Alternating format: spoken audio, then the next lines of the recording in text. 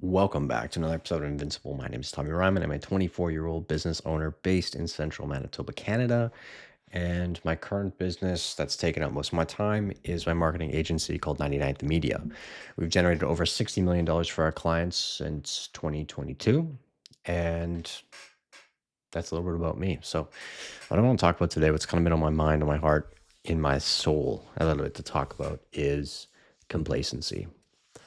Now, over the past 3.5 years almost that I've been running this business, there's been seasons and periods where complacency was never even in my vocabulary. It wasn't something that was practiced. It wasn't something that was even observable throughout my organization, throughout myself, throughout my team members, contractors, people involved, business partners, anything like that. No one was complacent within growing the business and within doing great work for our clients. And probably about 3 months ago, maybe December of 2025, November of 2025, I got hit with a bit of a wave of complacency that came over me and came over, I guess, my actual action to grow and to perform well for our clients. Now, that's not to say that we didn't do great work in that time and that my team didn't help me, continue to achieve massive things for our clients over the past 3 months. But there was a couple weeks within that span where my productivity and my work kind of just slid a little bit. And it went from me being this guy who's attacking everything on all fronts, working 18, 19, 20 hours a day to me working 6 hours a day, maybe 7 hours a day. And instead of working, I would go on social media. I would watch podcasts. I would read. I would tell myself all these things that, oh, I'm doing research or I'm just taking a break or I'm doing this or I'm doing that. But in reality, I was just putting off the thing that I think I was scared to do, and that was to continue growing. I'd hit a point with my organization where I knew I had to make a lot of big decisions. And if I wanted to keep growing, I knew I had to get rid of some of the team members I had because their vision of what they wanted and my vision of where 99th is going to go, they didn't align at all. And so I knew that to grow, I had to make these big decisions and it scared me. And so I became complacent because I didn't want to make those big decisions. And it put me in a really weird spot where things were still running well. Our clients were happy, still are, and we're doing really really big things for them. Like we took a client and we added $250,000 in revenue last year off of the first 8 months, April till December, 8 months of running Google Ads for them. So we added $500,000 in revenue. Or sorry, not a half, $250,000 in revenue for them, and we added probably close to another 100,000 off of social media, organic social media alone. And in that time, we were doing great things and we onboarded new clients and we were able to perform for them and do a great job across the board. But I wasn't in it. My heart wasn't in it. My focus wasn't in it. My time wasn't in it, if I'm being honest. When you're starting a business and when you're grinding with a very lean team, as the founder, you have to be involved. At least from my experience, you have to be very involved unless you're willing to give equity and ownership of certain actions and certain processes to other people. And until January of this year, I had a very hard time of letting some of that go. I had people working for me. I had editors. I've had salespeople. I've had, pardon me, I've had a business partner who helped me with a lot of different things. But up until January of this year, I had a hard time letting that actually be the case and letting them just kind of do their job. A lot of micromanaging would happen, a lot of, unnecessary check-ins and wastes of everyone's time would happen. And since the start of this year, I've been able to back off of them a little bit, put more trust into the people I have now. I've rehired for a bunch of positions and we're filling up the team, which is awesome. Actually, just got another sales guy and a video editor added onto the team. And to be able to kind of offboard some of those tasks and try and get my head back into the strategic thinking mode that's necessary to take 99s to where I want it to be and where I know it can be by the end of the year means that now I have to kind of pick up all the pieces that I let fall last year. And it means I have to put them back into place while also trying to grow all at once. And so where I would have benefited from putting everything in place and basically setting myself up to grow come this year, I now have to figure that all out on top of putting everything back in place and getting myself back into the mindset of, hey, like you need to actually be in this. This needs to be your life for right now for this season. And so it's something I just wanted to bring up because a lot of my social stuff that I post and honestly that I make, it feels very like surface level almost, or the surface tension, we could say, never really broken.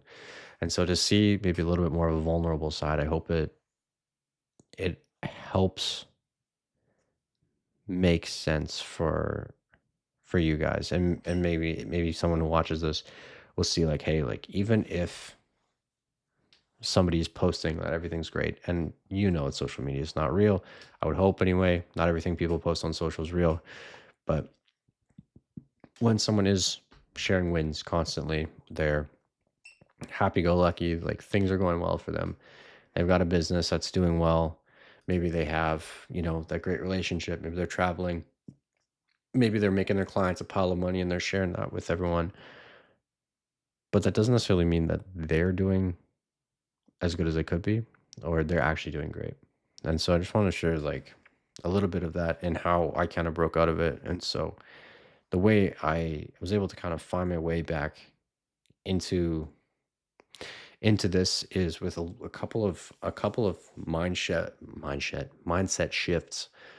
One of which is, even if this isn't what I want to do for the rest of my life, this is what I'm doing right now, and so I need to do it very well. I need to do this as well as I possibly can, so that whatever I learn from it is actually going to benefit me when I move on to whatever's next. Like I have a family office opening, I believe middle of this year is when everything should be finalized. And my focus had shifted from 99th to this family office as a way to deploy capital and continue growing it. But in reality, the family office should have been pushed far, far to the back of my mind, as this year is supposed to be a huge, huge growth year for 99th. And this year we have huge sales targets, huge growth projections, and things like that. And if my focus is divided, it's never going to happen. I need to be all in on this for this year. And in this season, maybe that's the next couple of years where I'm going super hard on 99th. That sounds crazy. I'm super dedicated to 99th and the growth that's required to get to where we need to be or where I want to be, rather than splitting it between 99th and the family office and training for a bodybuilding show and playing basketball and. And so the shift, like I said, it came when I really just sat down with myself one night and said, okay, what is the actual priority here? Is it opening the family office, or is it growing the business so I can have more cash flow to then invest down the line? And I mean, I had to make that decision. Like the family office sounds more fun, sounds cool. It sounds like something I want to do long term, but until we get there, until we get to a point where cash flow is healthy enough that I've got no problem taking some losses on businesses as well, I want to hold off on shifting focus to family office. And obviously, I'm going to need someone to run 99th at that point as well. So I had to sit down, like I said, and ask myself, okay, what is the priority for this next season? And is it the family office or is it 99th? And my my lizard brain basically said, "Oh, it's the family office. Like you want to go do something new, you want to go experience this cool thing." But logical Tommy said, "Hey, look, like you need to get 99 to where you want it to be. So you know that you can achieve what you want to achieve in this vehicle, in this vertical, and B, just to prove it to your future businesses and to the people that you work with that, hey, you're actually able to bring value rather than just capital when you start to work with some of these businesses through the family office. Now, that's kind of the first way that I was able to pull out of that slump. And then the second was reading The Untethered Soul. I can't remember the author's name, but that book made me do a lot of reflecting on kind of mindset, on spirituality, and things like that, where I hadn't spent a whole lot of time in the past couple of years thinking about it because it was just grind mode. And so slowing down, reading that at the start of this year, it really put me into a different mindset as far as, okay, is if this is something that I want and this is something I'm willing to um, endure suffering for, then make it the priority this season. And because I don't think it's worth suffering for 10 years, half in, half out, I'd rather suffer full on for, a year or two to get to where I want to go with this business. So that being said, that's just kind of the two ways that I was able to pull out of that weird fucking slump. I don't know. That was a weird time in my life. But I don't know. If you're going through something like that too, like it's normal from what I understand. I've talked to another, I don't know, a couple hundred business owners over my years, and they all have seasons like that where, maybe they're feeling a little burnt out, maybe they're feeling overwhelmed, maybe alone, whatever it is. And they get to a point where they have to say, hey, look, like my focus has drifted because of all these feelings. Perhaps, maybe not. I need to refocus and I need to regain and continue. And a lot of people take vacations in those periods. A lot of people will just go fully kind of off grid for a couple days, couple weeks even. Um, but for me, it was just kind of mailing it in on everything aside from the actual like exact work I had to do for clients who were paying already. So that's just a bit about that. I don't know. I hope this helps get you out of that rut when you're in it. And if it doesn't, I'm sorry. Godspeed on getting out of there. But yeah, that's what I got for today. Hope it's been useful. Hope it's been helpful. Yeah, God bless.